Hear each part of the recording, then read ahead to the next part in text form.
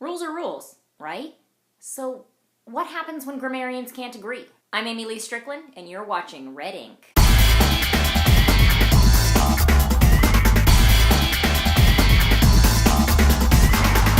Now, there is no one authority on grammar. Major publications sometimes put out their own style guides, and these are the closest things we have to the rules of proper English grammar. From school, you may be familiar with the APA, the Chicago Manual, the MLA, the Oxford University Press. These are just some of the examples, and they can't even agree on what is correct. See, languages aren't invented by committees that sit down and decide on all the rules, except maybe fictional languages like Klingon.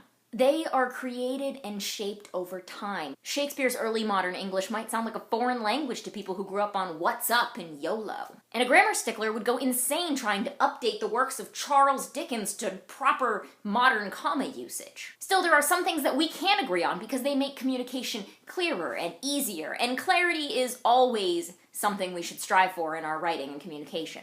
And then there are the rules that don't seem to have much purpose, like don't split infinitives. This rule, which most grammarians agree doesn't really have a solid purpose, forbids putting any words between to and the verb in an infinitive. To kick, to run, to jump. And perhaps this rule is because English is one of the few languages that doesn't have an infinitive conjugation of the verb.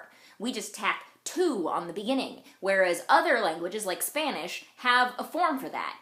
To dance in Spanish is bailar. Still, Star Trek fans will tell you that to boldly go where no man has gone before just doesn't have quite the same oomph if we say to go boldly where no man has gone before. And that's where we get into prescriptive and descriptive grammar. Prescriptive grammar adheres to the rules hard and fast for the sake of uniformity.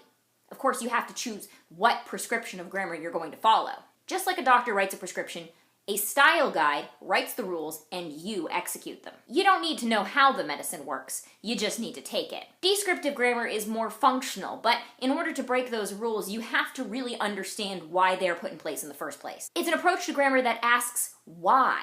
Why does this rule exist? And then you apply them only as necessary to make your meaning clearer. Descriptivists don't worry too much about tiny details that don't change the meaning or interpretation of a sentence. Now, I'm going to do my best in Red Ink to tell you the rules, but as I've already established, the rules aren't uniform everywhere, and sometimes you may find a source that disagrees with me. Now, you as an author are going to have to make a decision where you stand. Are you a descriptivist or a prescriptivist?